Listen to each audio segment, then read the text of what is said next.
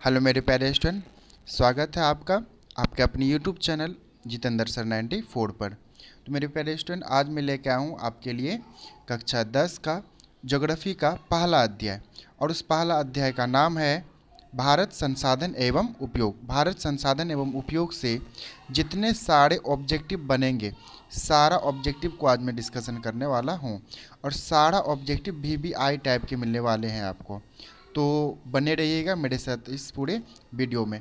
मेरे भाई, आप यदि मेरे चैनल को सब्सक्राइब नहीं किए हैं तो कृपया करके आपसे यही निवेदन है कि मेरे चैनल को कृपया सब्सक्राइब करें और बेल आइकन को दबाएं और लाइक ज़रूर करें। तो देखते हैं सबसे पहला ऑब्जेक्टिव क्या है। कलर चेंज कर लेता हूं। सबसे पहला ऑब्जेक्टिव ये है कि सोपानी कृषि किस राज्य में प्रचलित है।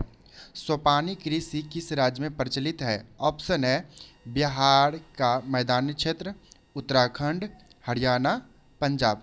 तो सोपानी कृषि किस राज्य में प्रचलित है? तो वो है उत्तराखंड में प्रचलित है। सोपानी कृषि किस राज्य में प्रचलित है? तो उत्तराखंड में प्रचलित है। अब अगला सवाल देखते हैं। अगला सवाल है सवाल नंबर 2। सवाल नंबर 2 ये कह रहा है कि सीमेंट उद्योग का सबसे प्रमुख कच्चा माल क्या है? सीमेंट उद्योग का सबसे प्रमुख कच्चा माल क्या है? ऑप्शन है चूना पत्थर, बॉक्साइट, ग्रेनाइट, लोहा। तो इनका जो सही आंसर होगा वो होगा चूना पत्थर। मतलब सीमेंट उद्योग का सबसे जो प्रमुख कच्चा माल है वो क्या है? चूना पत्थर है। अब आते हैं अगला सवाल। अगला सवाल देखते हैं क्या है। अगला सवाल ये है मेरे प्यारे स्टूडेंट कि कौन भारत का सबसे बड़ा लौह उत्पादक राज्य है? कौन भारत का सबसे बड़ा लौह उत्पादक राज्य है? ऑप्शन है हमारे पास कर्नाटक, गोवा, उड़ीसा, झारखंड। तो इनका जो सही आंसर होगा वो होगा कर्नाटक। क्या होगा? कर्नाटक होगा। मतलब भारत का सबसे बड़ा लौह उत्पादक राज्य जो है वो क्या है? कर्नाटक है। तो याद रखिएगा इनको। अब देखते हैं अगला सवाल। अगला सवाल है सवाल नंबर 4। सवाल नंबर 4 ये कह रहा है कि किस खनिज को उद्योगों की जननी माना गया है?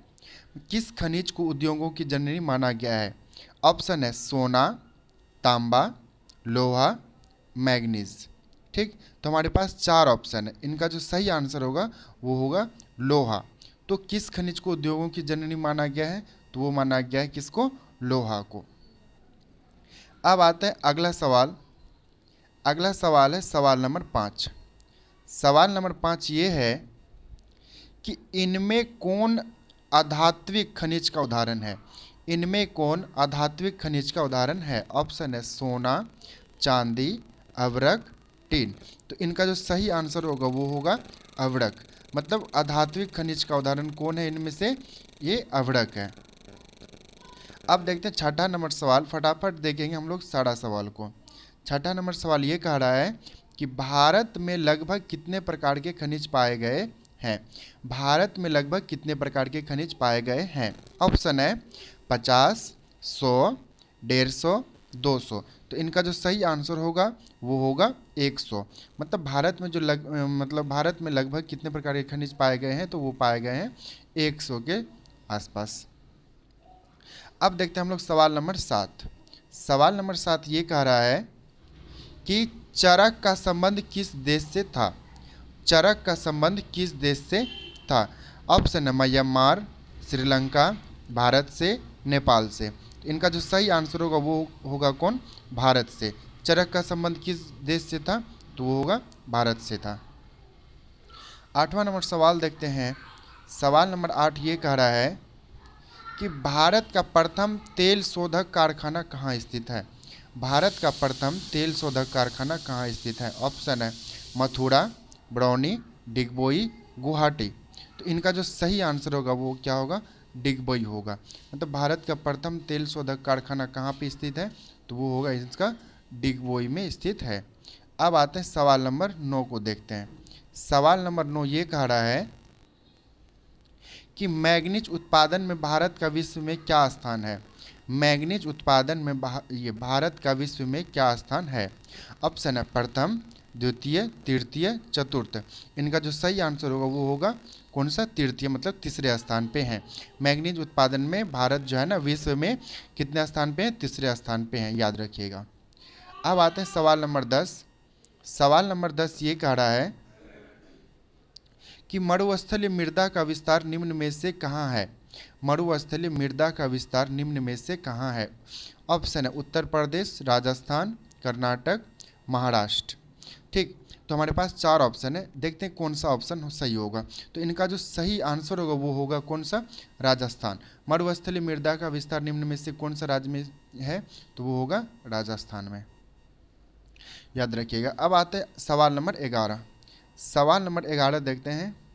सवाल नंबर 11 ये है कि इनमें किस बंदरगाह से लोहे का निर्यात किया जाता है। इनमें से किस बंदरगाह से लोहे का निर्यात किया जाता है। ऑप्शन है मुंबई, कोलकाता, पारादीप और विशाखापत्तनम। तो इनका जो सही आंसर होगा वो होगा विशाखापत्तनम। क्या होगा, विशाखापत्तनम इनका सही आंसर होगा। अब देखते हैं सवाल नंबर 12। सवाल नंबर 12 ये कह रहा है कि काली मृदा का दूसरा नाम क्या है। काली मृदा का दूसरा नाम क्या है। ऑप्शन है ये बलुई, रेगुड़, साल, पर्वतीय। तो इनका जो सही आंसर होगा वो क्या होगा, रेगुड़ होगा। काली मृदा का दूसरा नाम क्या है, रेगुड़ है। अब आते हैं सवाल नंबर 13 को लेकर के। सवाल नंबर 13 ये है, सवाल नंबर 13 ये कह रहा है कि प्राकृतिक संसाधनों के संरक्षण हेतु 1968 ईस्वी में कौन सा कन्वेंशन हुआ था। तो ऑप्शन है अफ्रीकी कन्वेंशन, ये वेटलैंड्स कन्वेंशन, विश्व आपदा कन्वेंशन। तो इनका जो सही आंसर होगा वो क्या होगा, अफ्रीकी कन्वेंशन, अफ्रीकी कन्वेंशन। ठीक, इनको याद रखिएगा। अब आते हैं, देखते हैं सवाल नंबर 14। सवाल नंबर 14 ये कह रहा है कि प्लास्टर ऑफ पेरिस किससे बनाया जाता है। प्लास्टर ऑफ पेरिस ये किससे बनाया जाता है। तो ऑप्शन है हमारे पास डोलोमाइट, जिप्सम, ये है प्लेटिनम और है काइनाइट।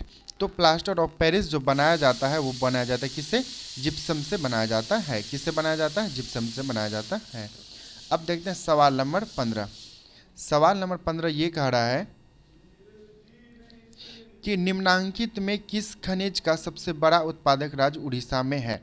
मतलब निम्नांकित में किस खनिज का सबसे बड़ा उत्पादक राज्य कौन सा है, उड़ीसा है। तो ऑप्शन है लौह अयस्क, तांबा, टीन, मैग्नीज। तो इनका जो सही आंसर होगा वो होगा मैग्नीज का। किसका है, मैग्नीज का है। मतलब उड़ीसा जो है ना, उड़ीसा में मैग्नीज उत्पादन का सबसे बड़ा क्या है, ये क्या है, सबसे बड़ा उत्पादक राज्य है, कौन है, उड़ीसा है।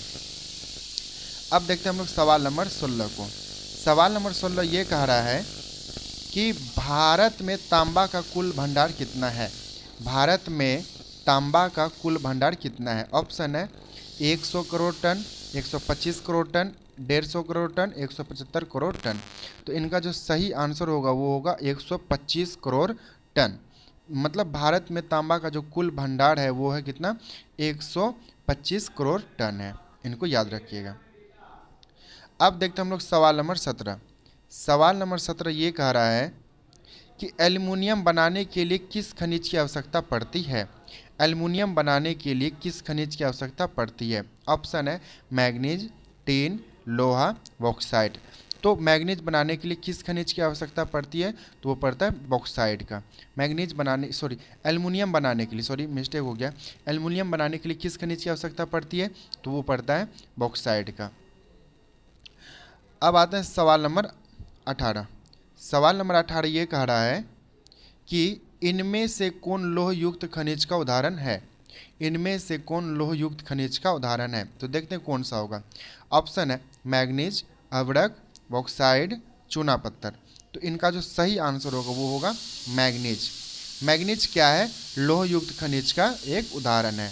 मैग्नीज क्या है, लोह युक्त खनिज का एक उदाहरण है।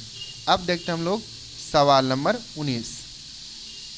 सवाल नंबर 19 ये कह रहा है मेरे प्यारे स्टूडेंट, बहुत ही अच्छा टाइप के ये सारे सवाल हैं और सारे रिपीटेड सवाल हैं। तो वीडियो को क्या करना है, स्किप नहीं करना है, बीच में छोड़ के नहीं जाना है, क्या करना है, वीडियो को पूरा देखना है। ठीक, मज़ा आने वाला है आपको। तो 19वां नंबर सवाल है, मेढक